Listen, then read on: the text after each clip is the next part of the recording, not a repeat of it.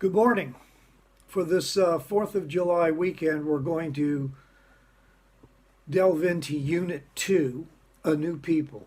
So we'll do a preview before we actually get into today's lessons. God invited Israel and invites us to experience prevailing and compassionate love through Jesus Christ. Jeremiah helped us better understand this unconditional love through his dramatic stories. We see God's purpose and plan to bring hope and salvation to Israel and to a broken world today. In Lesson 5, we will hear Jeremiah's message to God's people.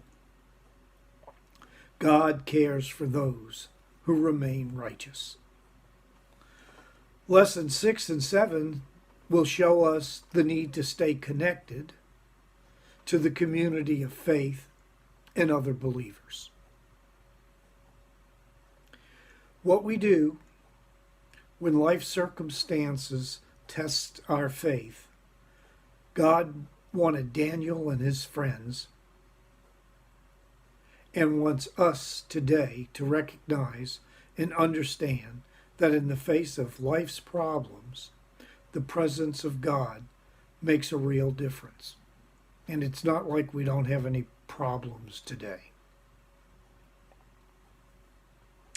In Lesson 8, it will call on us to remember the Lord's mighty deeds with Israel in the wilderness's journey being traumatic and lives changing, and it resulted in tensions and questions for the people in their hearts. But when the people were challenged to remember all the good that God had provided along the way, hope arose in their hearts.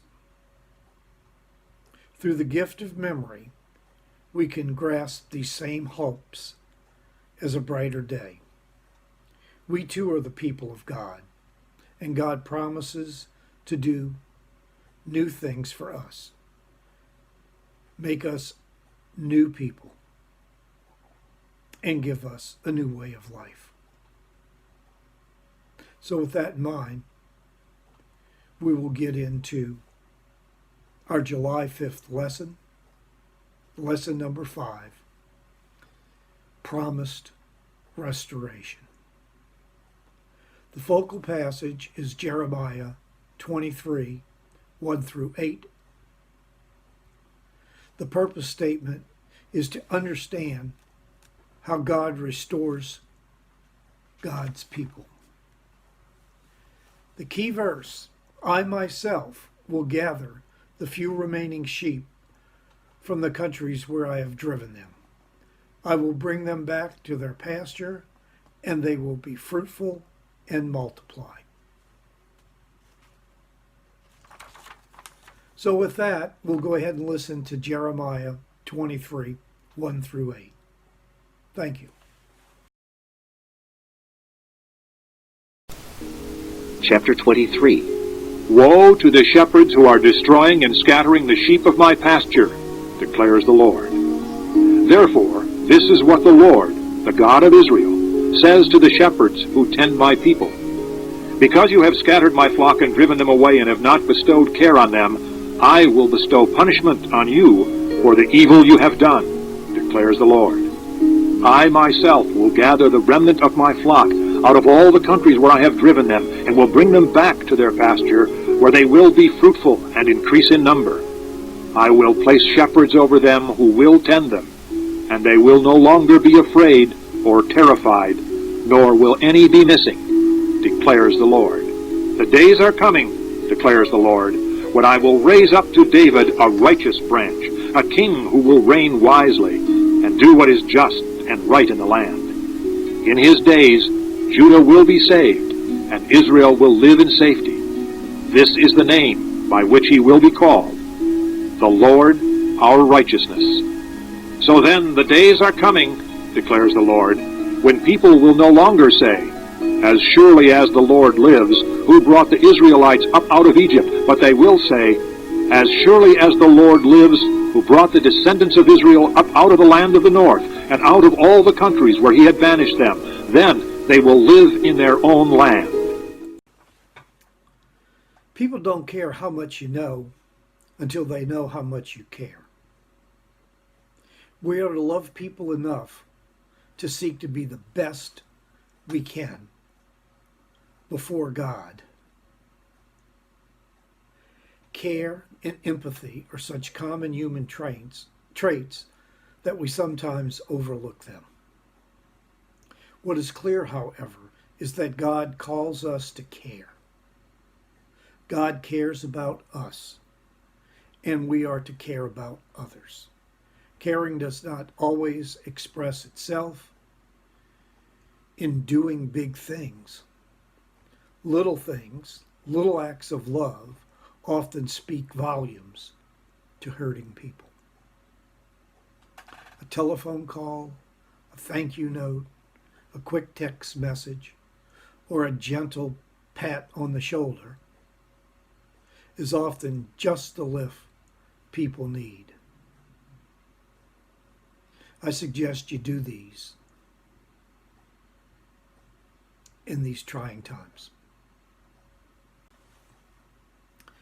Judea's promise to restoration and comfort we find in Jeremiah 23 helps us to see that God cared about and remembered the people. Likewise, restoration is the evidence that God cares about us. But there was also a stern warning. The first verse in our text, a firm and unapologetic statement that calls for our undivided attention. Watch out, Jeremiah said to the shepherds of the nation. It is with public indictment on all who were in leadership positions who gave little or careless regard to their duties and their responsibilities. Leadership must work together in a continuous way to ensure that the needs of the people are met. What was the indictment? The words destroy and scatter to describe the severity and the results of their actions. The well-being or even loss of a person or a community is at stake. As a result of such destructive action, God's people, scattered in their belief or in threat of physical harm, the unity of the community of faith was under siege, not so much from without, but from within. It was a crisis that began at the top with leadership, and filtered down among the people. We people need to know who and what their leaders do, and how the leadership that works together is a blessing. And it's a blessing to all. As long as Hosea gave conscientious and godly leadership to the people, they didn't turn away from following the Lord God of their ancestors. Leadership makes a difference. The Lord's indictment against those shepherds, those leaders, was that they did not tend to God's people. Tending to someone carries with it the notion of feeling or meeting that person's needs. Psalm 23, the Lord is my shepherd, gives us a beautiful picture of shepherds' leadership on human and divine level. God's final words of this indictment towards these shameful leaders was that on behalf of the people of God, revenge and judgment would come upon them. Wow. So think about this. How do you encourage and support leaders in your church and in other areas? If asked, will you accept a leadership role?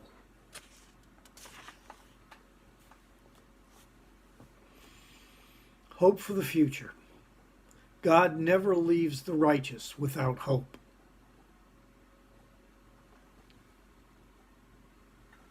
Lord, throughout Jeremiah, spoke promise and hope to people, solidified by repeated pledges of deliverance. Although the people's sins and disobedience had caused the Lord to disperse and drive them into foreign lands, divine love would eventually draw them back and restore them. How great is the love that the Father has lavished on us, that we should be called children of God. 1 John 3:1. In light of God's earlier promise given through Moses, they would be blessed in the city, blessed in the fields. Their crops would flourish. Seasonal rains would come, and the cattle would increase. Those all sound like good things. Lord would send over them to shepherd leadership, and those leaders would serve with a servant's heart. It would be a new day in the life of this war-torn nation. Another exciting part of this promise was that the fullness of time, the promise would surely come to pass. God would raise up a king from the likeness of David who would be wise, just, and fair to all the inhabitants of the land. Many scholars see this promise not only as hope for the future of Judea and Israel, but for a glimpse of the coming Messiah. Hope is not built on wishful thinking or a false and shallow sense of reality, but on truth, on the truth of a risen Lord. The living hope is the inheritance of the righteous and all who believe. 1 Peter 1:3. Judea's faithful few captured this hope. So we have to think for a minute. What gives you hope for a brighter future? How can you live that hope? The Lord is our righteousness. In moving forward, by and large, people simply want leadership to keep their promises. Whether it's church leadership, whether it's government leadership, keep your promise. The promise of a new king arises from David, who was a promise that would be fulfilled. Promise gives hope to people. Promise gives hope to people. Leadership should help to fill that hope. God cares for people, and specifically the people of God. The Lord had not forgotten them, although many of them forgot God.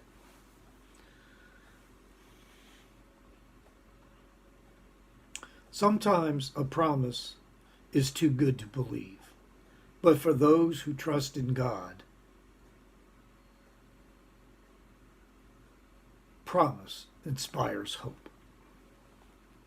God may not come when you want him, but it's always on time. There's a time and a season with God. Thank you, Lord, for your perfect timing. Though I pray for things and want them immediately, you know when the best time is to deliver them. God cares about us. Knowing that God cares about us will change our lives. When God acts of grace, the more faith and hope begins to take shape in our lives. So our final thought today: how does God's promise of restoration empower you in your daily living?